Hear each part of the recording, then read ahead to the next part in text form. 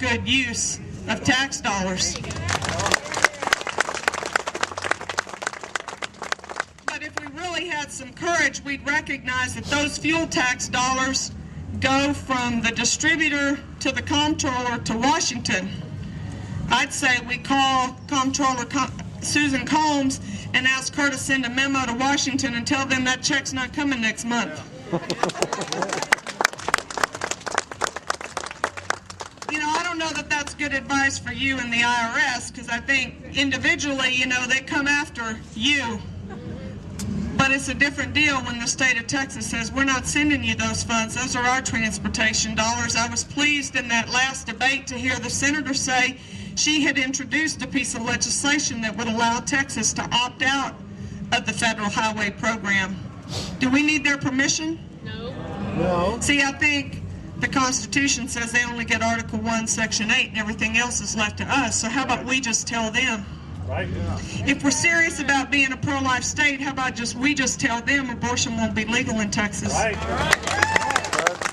You know, we've had conservatives that purport to be pro-life waiting for somebody else to overturn Roe v. Wade. What are we waiting on? Why don't we do that here in Texas?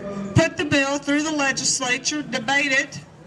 If you want a constitutional amendment, then put it on the ballot. But those powers not given to the federal government are reserved to the people and the states. And the number one job of government has got to be to protect life, liberty, and property. Life starts at conception. Government's job is to protect that life. Government's job is to protect that life regardless of the sad, unfortunate, or misfortunate circumstances of its conception.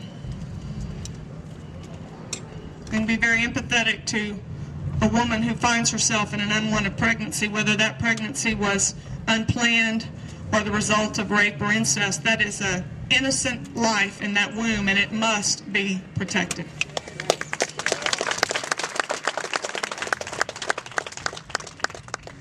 I hope what you get out of Debra Medina in the Medina administration is ideologic logic, consistency.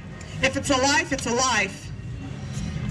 I'm not going to make exceptions for rape, incest, or the life of the mother. So I'm politically incorrect pro-life, because there's not a politician out there that will tell you that. I'm going to tell you that.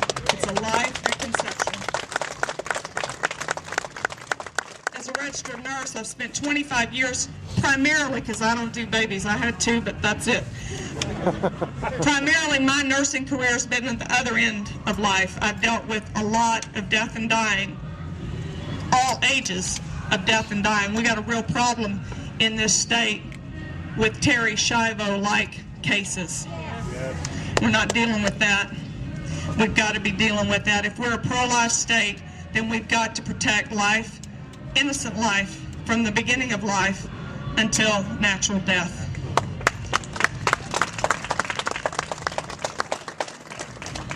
Secure freedom, because where there's freedom, there's prosperity. Get rid of property tax in Texas.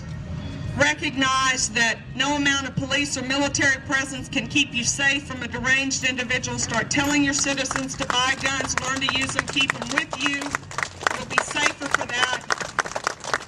Start standing against the federal government. I think we've got to draw, it's going to take us years to weed it out, but we've got to draw a line in the sand and say not one more illegal federal action, Washington, D.C., not one more federal action that's outside of the U.S. Constitution. We will meet you at the federal courthouse every time you step outside of Article 1, Section 8. We've got to work hard and smart with the Texas congressional delegation, but when they are ineffective at stopping the passage of illegal federal action, Texas has to say, we got your back. Y'all get up there to Washington and you represent our state, but when they get by you, they're not coming through, Texas.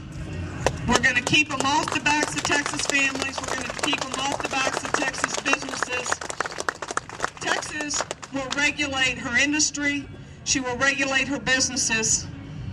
When we're courageous enough as Republicans to put into our Republican Party rules a term limit not to punish people, but because we recognize that politics is a corrupting sphere and we limit our exposure to corruption.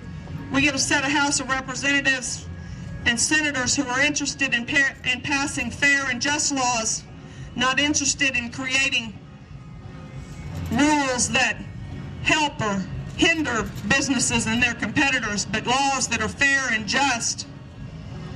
We'll get freedom and prosperity back